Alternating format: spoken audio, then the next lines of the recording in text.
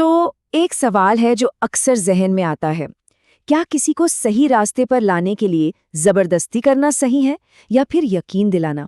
آج ہم اسلام کے اسی بہت ہی دلچسپ پہلو کو سمجھنے کی کوشش کریں گے۔ مطلب ہدایت دینے کا، گائیڈ کرنے کا صحیح طریقہ ہے کیا؟ کہاں پر چیزیں ضروری ہے اور کہاں بس بہتر مانی جاتی ہیں؟ تو دیکھیے، ہم اس پوری بات کو کیسے سمجھیں گے۔ سب سے پہلے ایک مشکل سوال سے شروعات کریں گے، پھر دیکھیں گے کہ فرض اور مستحب میں کیا فرق ہے۔ اس کے بعد دعوت دینے والے کا رول کیا ہونا چاہیے، ایک داروغہ یا ایک رہنما، اور آخر میں جب یہ سب محبت سے ہوتا ہے تو اس کا نتیجہ کیا نکلتا ہے۔ تو چلیے سب سے پہلے اس مشکل سوال کی بات کرتے ہیں جس سے یہ پوری بحث شروع ہوتی ہے۔ سوال کچھ یوں ہیں، آپ کی محفلوں میں آنے والی عورتیں ہمیشہ دوپٹہ کیوں نہیں اوڑھتیں اور آپ اس بات پر زور کیوں نہیں دیتے؟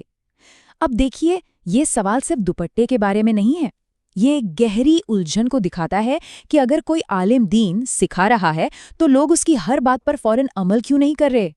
اور دیکھیے، اس کا جواب یہ نہیں ہے کہ نیموں کو نظر انداز کیا جا رہا ہے، بالکل نہیں۔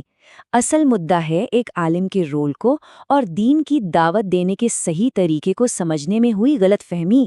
مطلب بات دوپٹے کی اہمیت پر نہیں بلکہ اسے لاگو کروانے کے طریقے پر ہے۔ تو اب آتے ہیں اس مسئلے کے حل پر، اور اس کا جواب چھپا ہے دو بہت ضروری اسلامی کانسیپٹس میں، فرض اور مستحب۔ چلیے انہیں سمجھتے ہیں۔ تو سب سے پہلے ہے فرض۔ فرض مطلب وہ چیزیں جو بالکل ضروری ہیں، نان نیگوشیبل۔ یہ دین کی بنیاد ہے اور ان کو چھوڑنا گناہ مانا جاتا ہے۔ یہ آپ کہہ سکتے ہیں منیمم ریکوائرمنٹ ہے۔ اور پھر آتا ہے مستحب۔ مستحب یعنی وہ کام جو کرنے کی صلاح دی جاتی ہے۔ یہ اچھے کام ہیں جن سے آپ کو ایکسٹرا ثواب ملتا ہے، لیکن اگر کوئی انہیں نہیں کرتا تو وہ گناہگار نہیں ہے۔ یہ بہتری کے لیے ہے پر ضروری نہیں ہے۔ تو ان دونوں میں فرق ایک دم صاف ہے۔ فرض دین کی بنیاد ہے تو مستحب اس کی خوبصورتی ہے، اس کی سجاوٹ ہے۔ ایک نجات پانے کے لیے ضروری ہے تو دوسرا روحانی طور پر اور اونچا مقام حاصل کرنے کے لیے ہے۔ اس کو چھوڑنے پر گناہ ہے، اس کو چھوڑنے پر نہیں۔ سب سے اچھی مثال ہے نماز کی۔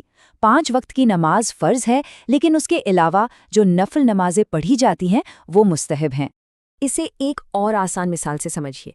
جب ہم کسی بچے کو نماز سکھانا شروع کرتے ہیں تو کیا ہم اسے ایک ہی دن میں ساری 17 رکعتیں سکھا دیتے ہیں؟ نہیں نا، ہم شروعات کرتے ہیں کچھ فرض رکعتوں سے، باقی چیزیں دھیرے دھیرے آتی ہیں۔ تو اب جب ہم فرض اور مستحب کا فرق سمجھ گئے ہیں تو سوال یہ اٹھتا ہے کہ اس کا دین کی دعوت دینے کے طریقے سے کیا لینا دینا ہے؟ کیا دعوت دینے والا ایک داروغہ ہے یا ایک رہنما؟ دیکھیے، یہاں صاف کہا گیا ہے کہ عالموں کو سماج میں داروغہ کی طرح کام نہیں کرنا چاہیے، مطلب ان کا کام پولیسنگ کرنا نہیں ہے۔ تو پھر ایک رہنما کا، ایک گائیڈ کا رول کیا ہے؟ ان کا کام ہے دین کی تعلیم کو بہت ہی شائستگی سے، سویلائزڈ طریقے سے صاف کرنا، یہ بتانا کہ نیموں کے پیچھے وجہ کیا ہے، کیوں کا جواب دینا، اور سب سے ضروری بات، صلاح تب دینا جب کوئی سامنے سے آ کے پوچھے۔ کسی کو اکیلے میں یا سب کے سامنے ٹوکنا یا ڈانٹنا یہ گائیڈ کا کام نہیں ہے۔ اس بات کو ایک چھوٹا سا قصہ اور بھی صاف کر دیتا ہے۔ ایک بار ایک عالم سے کسی نے ثانیہ مرزا کے کپڑوں کے بارے میں سوال کیا، تو جانتے ہیں ان کا جواب کیا تھا؟ انہوں نے کہا، انہوں نے مجھ سے تو نہیں پوچھا، آپ کو اس سے کیا پریشانی ہے؟ کتنا سیدھا اور گہرا جواب ہے۔ مطلب صاف ہے کہ صلاح تب دی جاتی ہے جب وہ مانگی جائے، زبردستی کسی پر تھوپی نہیں جاتی۔ ٹھیک ہے، تو اگر زبردستی نہیں کرنی ہے تو پھر یہ بدلاؤ آتا کیسے ہے؟ جیسے بہتر لباس اپنانا یا دوسری اچھی عادتیں، یہ سب محبت کا نتیجہ کیسے بنتا ہے؟ اس کا جواب ہے کہ اصلی اور ٹکاؤ بدلاؤ کسی باہری دباؤ سے نہیں آتا، وہ آتا ہے اندر سے، ایک مذہبی احساس سے۔ جب انسان کے دل میں خدا سے ایک سچا گہرا تعلق بن جاتا ہے تو وہی احساس سب سے بڑا موٹیویٹر بنتا ہے۔ تو یہ پورا پروسیس کام کیسے کرتا ہے؟ یہ کچھ سٹیپس میں ہوتا ہے۔ سب سے پہلے فرض پر، یعنی جو منیمم ریکوائرمنٹ ہے اس پر فوکس کیا جاتا ہے۔ جب بنیاد مضبوط ہوتی ہے تو دل میں خدا کے لیے محبت پیدا ہوتی ہے، اور جب وہ محبت پیدا ہوتی ہے تو انسان خود بخود مستحب یعنی بہتر کاموں کی طرف بڑھتا ہے، اور پھر بدلاؤ ایک قدرتی نتیجے کے طور پر سامنے آتا ہے۔ یہاں ایک بہت خوبصورت بات کہی گئی ہے کہ جب مسلمان عورتیں مذہبی احساس کے ساتھ جیتی ہیں اور خدا کے قریب ہوتی ہیں تو وہ ان چیزوں پر، ان احتیاطوں پر خود ہی عمل کرنے لگتی ہیں۔ کسی قانون کے ڈر سے نہیں بلکہ خدا کی محبت میں۔ یہ عمل پھر ان کے اور خدا کے بیچ کے پرسنل رشتے کا ایک اظہار بن جاتا ہے۔ اور آج کی دنیا میں اگر آپ لوگوں پر قانون کا ڈنڈا چلانے کی کوشش کریں گے تو اس کا نتیجہ الٹا ہو سکتا ہے۔